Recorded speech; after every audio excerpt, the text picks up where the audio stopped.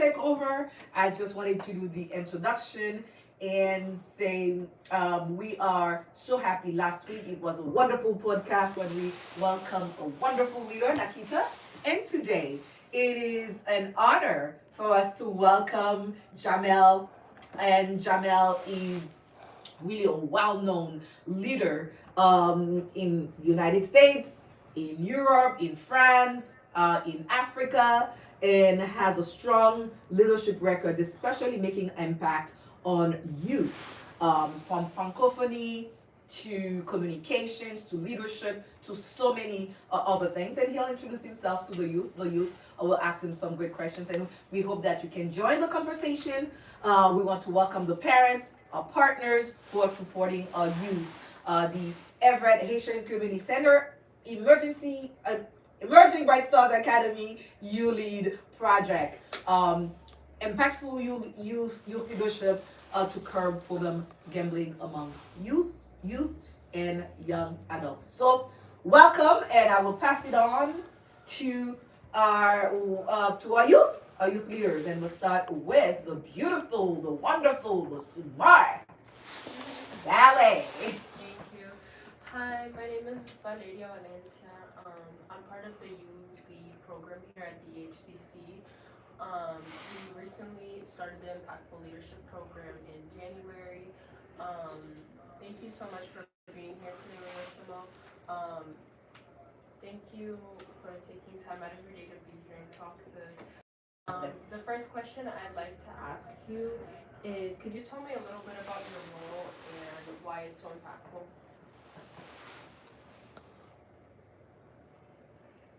So Djamel, I don't know if you can hear us. Valet is asking, first of all, tell us about yourself, what you do, the fun things that you do, your leadership, your career, and roles of leadership that you've played or inspiring young leaders.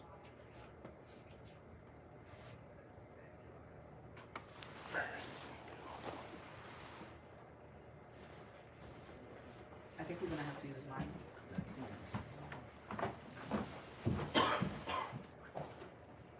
Can you connect the PC with the radio?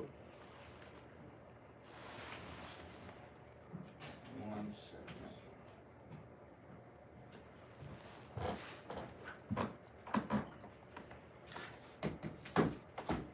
Djamel, can you hear us? I can hear you. Yeah, you yes. can speak. Can you hear me? Yes, you can go ahead. Okay. So I was saying many thanks to you, Mirland, and to the community for having me today. It's a pleasure to be again connected directly to the center and to the community.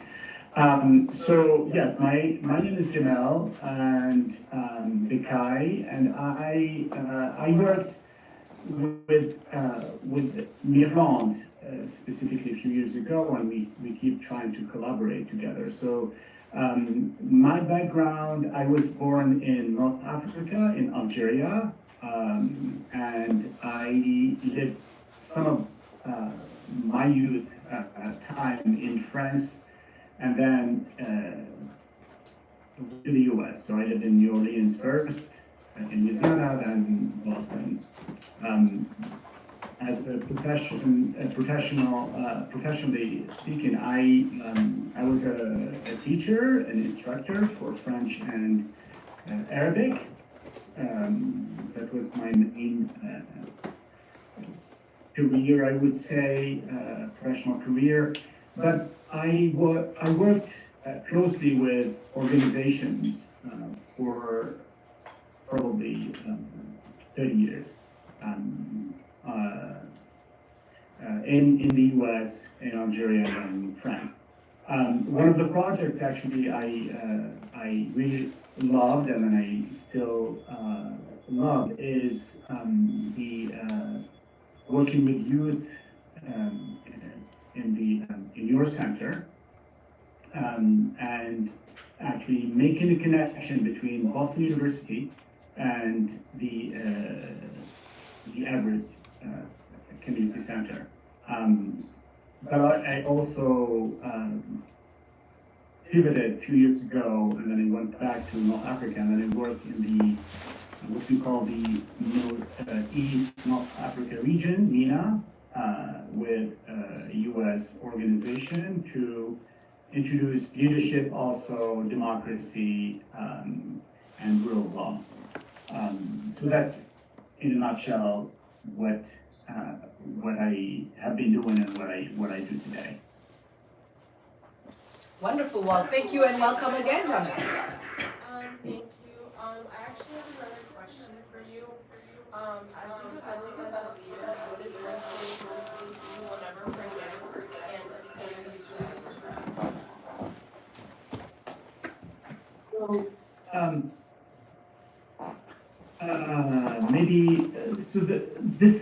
the skill. I mean, there are many skills as a leader or as someone who wants things to change for the best, for the better. Perseverance, I think, is something that we don't tire of, and it serves us a lot. So I think practicing and doing it again until it happens. That's something that I learned, and I keep doing. And obviously, you will face challenges and lots of problems in your journey, but the belief that you will succeed because your mission is just and good for the community, or for depending on the project you are working on, that's something precious. So perseverance, I would say. Wonderful. Hi Jamal, my name is Janayel, and I'm a part of the youth leader at EHCC. And my first question is, what do you think makes a leader a good leader? Hi, thank you for the question. Well, I think so if you look up the definition of leader, or a good leader, you will have lots of characteristics, lots of traits like creativity, self-awareness, critical thinking, etc., etc. There are a bunch of these qualities that make a leader a good leader.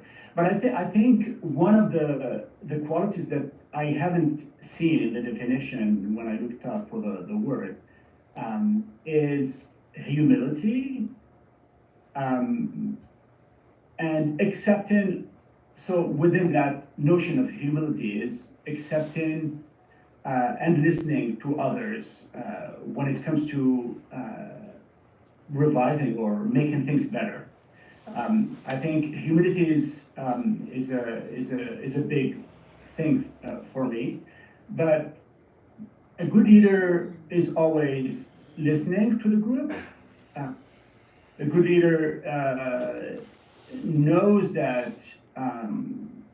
without the team that she or he is leading, he's nothing, basically. And the team also can't go nowhere or can't go to the point, to the objective or to the goal without a leader.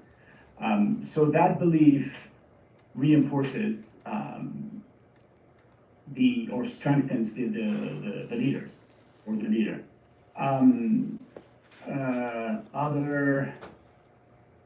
There are so many. Communication, communicating in a clear way, being very specific for the goal that you assign to yourself or to the group or to the mission that you have to accomplish. That's also something that will differentiate you from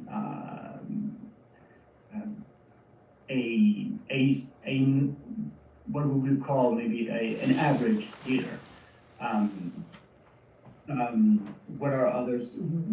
For you, what is a good leader for you all, and specifically for you, but for others as well?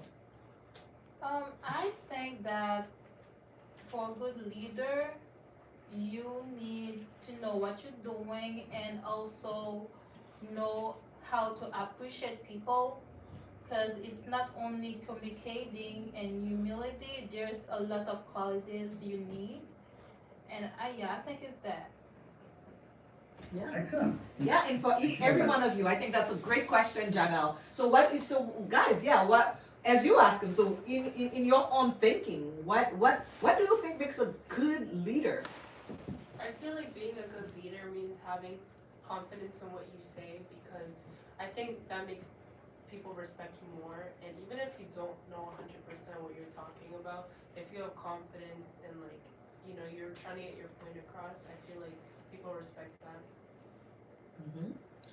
I feel like as a leader, you have to be able to inspire people to join you, and it's like you have to have a cause. Mm-hmm. Yeah. And who's next? Hi, Djamel. I'm Felipe. I'm one of the youth leaders at the YOULEAD program here at the EHCC. And the first question is, what are the best ways that leaders can support other leaders? Thank you. So I just mentioned the fact that leaders cannot work or succeed or can't go far without the team. That interdependency is also true when it comes to working with other leaders, because we can't know everything, and we can't be equipped with every single tool that exists in the universe. So for that reason, we have to build coalitions. We have to seek help, advise. We have to build coalitions with other leaders and with other groups that have probably an experience that we lack, an expertise that we don't have in our as a leader or as a team. It can be on. I mean, one of the examples that we have, or you can think about, is on a very high level or scale, international level. So NATO, for example, everybody is familiar with NATO. So NATO is a coalition of countries that build a much stronger defense system and a defense entity. Because even though we do have the US taken that as a leader, there are also other countries like the UK, like Germany, like France, etc., who are within that coalition, and that makes the group even stronger. Hi, Djamel. My name is Manuela Fonts, and I'm a youth lead ambassador for the New Reset Project. Louder. YOULEAD at EHCC. My question is, as a leader, one must speak in public. How do you overcome the fear of public speaking? So Jamel, I don't know if you heard Manuela, because she's very shy and beautiful voice of a little shy if it was a little too low. So now, as a leader, and we know you've done a lot of public speaking, right? So the question Manuela is asking is trying to understand is, what was that, Manuela? As a leader, one must speak in public, and how do you overcome the fear of public speaking? Yeah, so some people have fear speaking in public. How do you overcome that? What's her name? What's the Manuela. Elle s'appelle Manuela. Okay, well, that is a great question, and I'm sure that you are a successful leader by asking that question already. Yes. Manuela is a great writer, great communicator, although her voice is so soft and sweet. So I think so. I can tell you lots of anecdotes about myself, but in 25 years of teaching as a professor at BU and on other institutions in the US and elsewhere, every time, and just like what happened today with you, so every time I'm going to have a presentation or lead a class, my heart goes like crazy. Beep, beep, beep, beep, beep. But that does not prevent me from speaking and talking. So there are obviously techniques that help a lot, making you feel better. It's because fear is, or being shy is happens in your mind. So it's it's a a mindset, sorry, that we can reconstruct, that we can rethink. That fear is probably, instead of focusing on that fear, I'm looking at you and I'm looking at all of you. Eye contact is very important. Also that eye contact will shift the fear into a connection. So I'm connected with you, and I do. So there is a trust that builds up. You are listening to me, and I thank you for that. And then I'm listening to you. You breathe, you enunciate. But those things, so enunciation, pronunciation, speaking clearly, these things come and improve through exercising. So you can work on these things. You can work on your own by recording yourself, by looking at yourself on the mirror, speaking, recording just a video of yourself speaking on something. But also it helps in the public speaking situation. It helps a lot to be prepared, obviously. You have to know what you're talking about. You have to anticipate. But you're doing just great. You're doing just great. Yes, thank you. That's awesome. Yeah. And so I would like for the people who are behind, not necessarily for you and Javier because you're tall, but the other youth who are behind, if you could stand up and ask your question. Oh, you're next, right? No, he's good. He's good? Oh, you're good. You're good. Okay, so ask your question. Hello, Jamel. My name is Professor Alphonse, and I'm a youth leader in EHCC's recently launched project YOULEAD. My question for you is, what do you look for in a leadership role? Thank you. Thank you for the question. So this takes us to the question of what is a good leader, right? I think anticipation. So okay, I'm gonna actually try to tell you about my own experience in leading a project in one of the programs I worked for a few years ago. So in order to have a successful project or task, so you first surround yourself with people that you trust. So trust is an extremely important quality or trait. You have to trust the team, and the team has to trust you.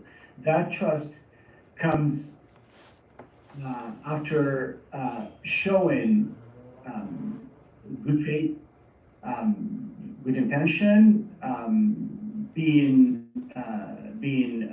showing also integrity, honesty, supporting each other, supporting the group, and the group supports you.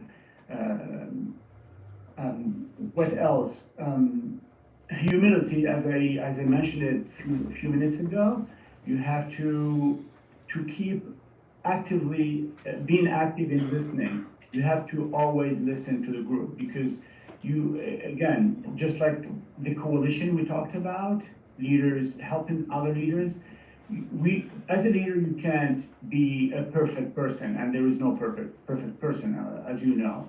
So we do need others to put in their or to express their ideas, to probably correct, revise, and tell me as a leader to maybe do something different. So that's a few things, or maybe points that I would look for a leader. Wonderful. Wonderful. And our next youth? Hi, Jeremiah. My name is Welsh. So my question for you is, how do you know what is right for you? Did you hear the question, Jamel? No, can you repeat it, please? Speak a I'm little sorry. louder, Alisa. Hi, Jeremiah. My name is Welsh with Alisa. So my question for you is, as a leader, how do you know what is right for you? What is what? Right. Right for you. What's right? Okay, so essentially as a leader, you need to make decisions a lot on what's right, what's wrong, what's ethical, what's unethical, and of course in every aspect, right? In business, in your profession, as a person of faith, because right here we have youth from different faith, right? Communities, secular and faith, and so. And sometimes as a leader, you might make a decision that in your eyes or in your thoughts and a conscience, it's right? And but for others, it may be wrong. How do you make that decision if that hasn't ever happened to you? I think that's what the question, the essence of the question is. Yes, thank you. So a few years ago, I was as a project manager. I was looking for a trainer in one of the countries I was working in, and I reached out to this trainer, and I described the project, and then I said, "This is what you are expected to do." Then we started talking about compensation. So his salary, the money that the organization will give him in exchange of the training that he will conduct. That person tried to bribe me. So he told me that. Hold on. Do you guys know what a bribe is? Yes. Yes. And all of you who doesn't know what a bribe is? You all know what a bribe is? Oh my God! You see, we have wonderful, very smart youth, and just a simple of so many of them. We have an army, creating an army of 100 strong youth, and those are the core leaders here. And awesome, they know what a bribe is, so that's fine. From the Bible to the secular world. So let's keep on going. Yes, Jamel. Yes, that goes back to what your leader, Dr. Josir, was saying, the ethics. So that person tried to mirror something, and then he said that if I accept his terms, he will give me part of what he will get. And I smiled at him, and then I said that I'm shocked that even if it's a joke, that is unacceptable. So that is not right to me, because it's based on principles that I believe in, and it didn't sound right, and it is not right. So what is right for me is, it can be a principle that I have been raised in, but it can be also something practical, logistical. So if a project is beyond my capabilities, I would defer it to someone else, or I will wait until I'm bigger, my organization is bigger, to take on that project. You, as a leader, do some calculus. You do have a mission, but you do also have a budget. You do have, it can be $100, but it can be $1 billion or $1 trillion. So it is a rational decision that you make, whether it's suiting your principles or your mission or your goals and objectives. That's how I weigh a request or a project. Yes, that's wonderful. Let's ponder upon this a little bit more because this is so interesting. Thank you for that question. This is really great. Because, for example, this,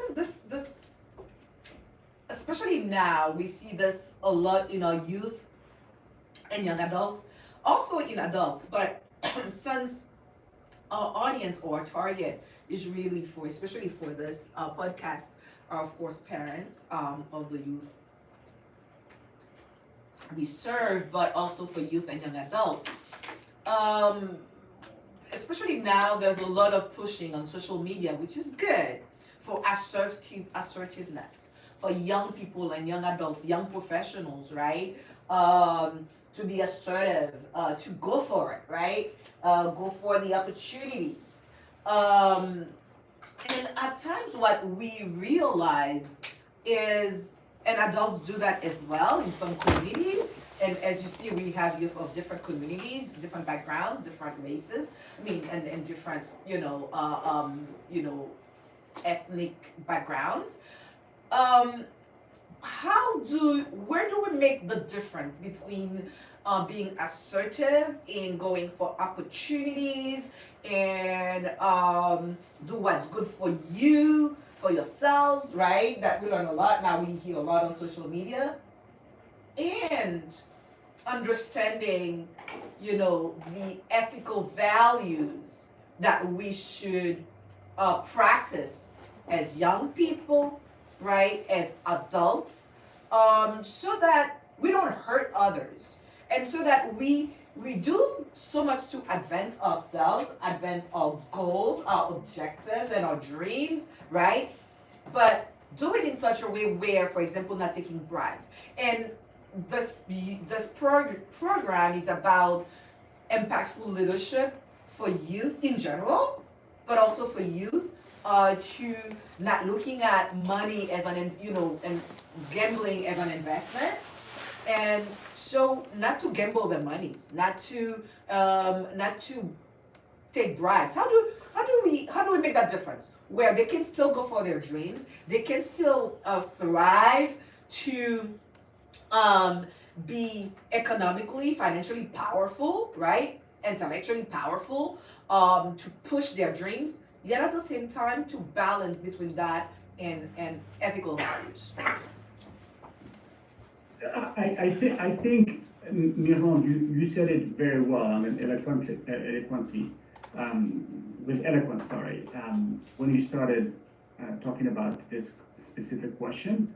I think the decision making most of the time should be, as a leader, should be, we always should make the decisions based on multiple things, based on principles, ethics that we mentioned, but also based on pragmatic things or pragmatic parameters that we learned, or sometimes it's a no-brainer. It could be just like, if I have this analogy, just like a marathon where you're asked to cheat to, instead of doing the it's a 42 kilometers, I don't remember in miles, so you, instead of doing the 42 kilometers, someone asks you to take shortcuts, or also someone asks you to do the marathon, whereas you can't even run a 10-kilometer distance. These are, so whether cheating in this race, the marathon, or based on your capabilities and why you are doing it, so you accept or you say no to that request. I think it does. It's a well-informed decision that you will make that is based on your education or the ethics that you are armed with, but also your own goal, mission, capabilities. That's how I see it. Amazing. Well, thank you. That was great. All right, who's next? Who would like to ask a question next? Who's next? Yeah, loud. Hi, Jamal. My name is Kathleen Jen Simon. My question for you is, how did you build self-confidence? So, did you hear? How do you build? You're so confident. You're speaking so confidently, and I've known you for many years. And you're a very confident, but yet a very humble person. You're a person of faith. You're a person of values. You're a person of great character. Putting aside all of your professionalism and great skills in your career. So, how do you? Yeah. So the question is, how do I, How did you Build self-confidence. self-confident, Yeah, thank you, Miron, for all the kind words. Thank you so much, and thank you for the question. I think that, yes, it is a great question. I think the self-confidence, even, I was telling you that I have that fear when I'm presenting or teaching or doing anything in public. But the self-confidence also, we work on it mentally, but also exercising. And when you know that you are doing something right, I'm sharing my experience and what I am hoping that will help you in your journey. So that idea and that goal is in itself great, I hope, for all of us, for you and I.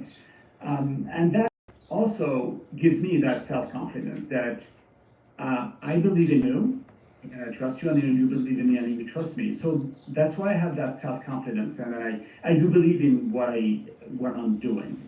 I think that's the foundation of the self-confidence. Then after that, just like being shy, or you can work on it. That's something that there are lots of techniques that you can go through, and you become better and even better at having that self-confidence too. Wonderful. Thank you so much. Thank you so much. And who is next? Me. Xavier, yes. Hello, my name is Javier. One of the questions I want to ask is, what are the best skills to develop a good leader? Ooh. So give us at least three skills, top-notch skills, so that Xavier can be an impactful, great, good leader. And we want to define good, right? Good, because somebody can be a leader, but they're not a good leader, right? Good in the sense of doing what's right, doing what's good that benefits others, not just oneself. That is extremely important. Yes, aside from empathy. That's right. So, well, I was as probably one of the most important. Right. So yes, you can be a leader, and probably a successful leader. I mean, we have lots of examples in history and then even today.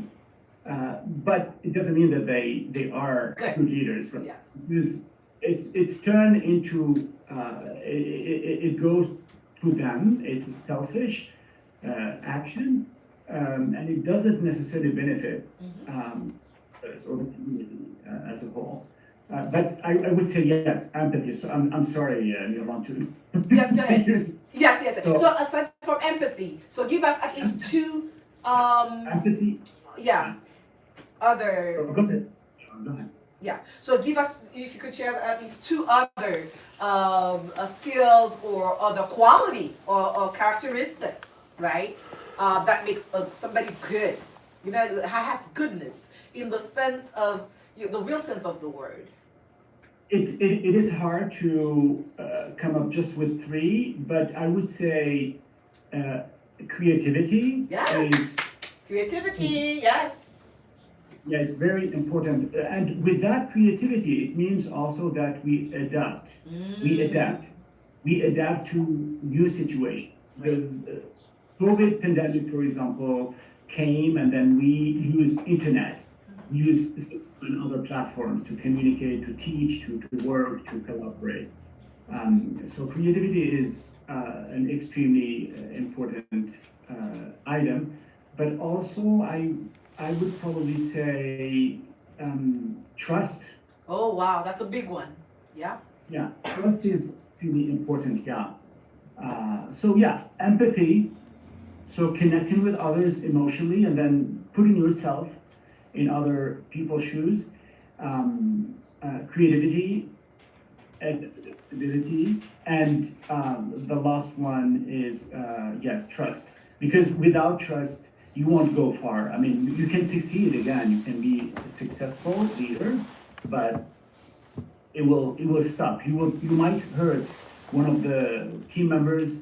You might hurt the whole community on the long run. So that's not, to me, it's not great. This is amazing, and we can go on and on. And just to share also with you, I remember when I was in law school, a friend of mine who was also a colleague, but yet also was somewhat my boss when I was doing an internship at a law firm, always taught me these three. He called it the 3 T's for a good leader, to become a good leader. And that time I was learning, I mean, as you know, when I graduated from law school, what it would be to be a great, leader, in the law field. And he said the 3 T's: trust through times. So it's not just trust once at once, one time. It's throughout your lifetime, right? As you, from your youth to adulthood to becoming a senior citizen, until forever, that through times that people can say that you are trustful. And then when I started to become even more spiritual and I went to theology school, right? Then I added on F after that. Fear of God. Well, just your faith. No, your faith. You are gonna say fear of God and faith. So, so thank you so much. That is really, really great. We're not done yet. We're gonna be almost done with you. And is that you? Yes. Yeah. Okay. So my second question is Louder. Is there such thing as a best leader? If so, how can you prepare to become better or just the best leader possible? Can you say it? Is this one? Use this one. A little louder. Is there such thing as a best leader? If so, how can you prepare to become better or become one of the best leaders? Right. Thank you for the question.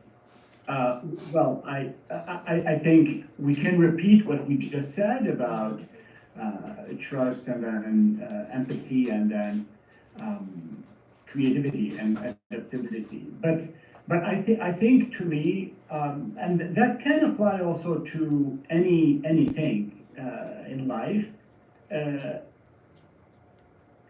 learning, a constant process.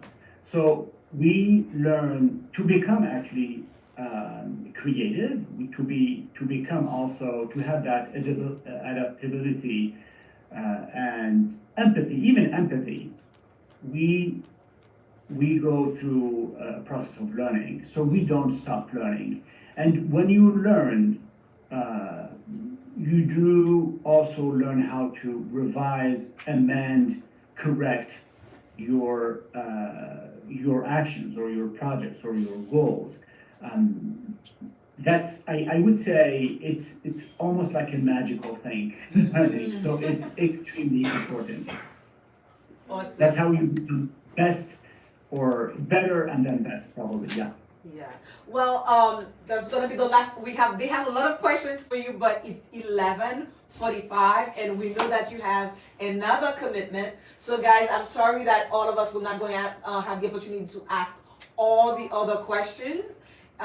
So we'll save it. I think our next guest will have to answer some of those questions. So we have to respect Djamel's time, because we know that you have another commitment. So I will let the last question. Okay. And so guys, sorry, you'll add those questions next week, in our next podcast. So let's ask you a last questions and then we will conclude. Okay, I know that public speaking plays a big role in leadership. So my question is, can you share some tips on public speaking? Yes, thank you for the question. Yes, I would say that you have to prepare first, to be prepared. So know what in a public speaking situation you are going to talk or exchange on something specific. So prepare that topic. Write about it. See different opinions about it. Anticipate questions. Questions you might have questions that are probably not necessarily within that topic. So just think about, assess. That's what, as a leader, when you have a project, to assess risks. I mean, it's not probably a big risk, but it is something that might happen. So maybe go outside of that box, that topic or subject, and then anticipate some other questions. As I said before, record yourself, speak clearly, go to the point. If you sometimes I'm doing it now, and we all do it. Sometimes we forget words, or we don't find the right word. We circumvent. So the most important point most of the time is the message that we're trying to convey. So circumvent that word and then just pass on the message. And breathe, make eye contact, as I said, and practice more and more and more. That's how it goes. Wonderful. Thank And you. on that, let's give an applaud to our guests for an insightful, amazing conversation. Let's give an applaud to you, young people. And let's give an applaud to our young adults who are not part, live of this podcast, but who are working hard behind the scenes to put us on Apple TV, Spotify, all types of platforms. And we want to thank Guy, we want to thank Christopher, and last but not least, the tech guru, Dave. And we want to thank the parents, right? Your parents, guys. They're amazing for giving you allowing you to participate in this wonderful, important project. We also want to thank our partners, Department of Public Health, BCNC, and all other partners working with us to bring this leadership project. We want to thank the Lynn Hispanic Scholarship Funds, and so many people. So this is in partnership. We want to thank also all the other youth who are not part of the core groups, but who are part of this army of young people, both in the faith communities and also in secular communities. As you can see, Djamel, we have youth who were born in Haiti. We have youth who were born here in the United States. We have youth of background of Latino backgrounds and so forth. However, Djamel, you should know, we are all part of the great Francophonie. And this is also the month. So this is also the month of Francophonie. Djamel, I want you to join us, and I'm going to ask the youth to say it. And guys, I'm going to say it, and then you're going to say it. We're going to say it together. We're going to say, Vive, Vive, la Francophonie. Vive, la Francophonie. So Djamel, let's go together after 5. 1, 2, 3, 4, 5. Vive la Francophonie. Thank you. Thank you so much. Thank you so much for having me. I see you great leaders, and by the enthusiasm and the smart questions that you asked. But I would say also that you are in good hands too. You are in good hands. So thank you for having me today, and it's been a pleasure sharing with you and talking with you today. And we want to thank you for all that you do. You're a very, very busy man, and we truly value that you take time from your busy schedule to be with our youth leaders. And you've mentioned something, and it's not really, and I'm not just saying it, I'm blown away by these youth. Their intellect is beyond, what one would ever think. As a matter of fact, and I want to make it clear for everyone, truly, all the questions that have been asked, and some they are not able to ask right now because of time, they develop those questions by themselves. So all the questions. So I'm so proud. I'm proud of their parents. Of the parents get the credit first. Mom gets the credit. And of course we have a little role, just a small role to play in that. So thank you guys. And to everyone, thank you for joining us. And please join us. You won't want to miss next week. Next week will be a huge event. We will still be live. At the same time, it is a huge event that we're doing for families and youth, especially those going to college or those who are preparing to go to college and graduate school, whether it's they're going to college for the first time or for whatever career that they choose, or graduate school, law school, medical school, whatever that it is.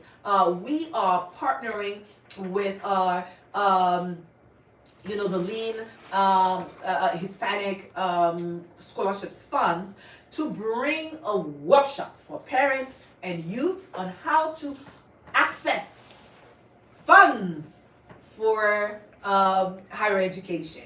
And it's real fun, right? That you can get access to, and College 101. So we hope that you can join us both for the podcast and for that workshop, which will also be live. Thank you for all that you do. And youth, what are we going to say to our peers in terms of problem gambling?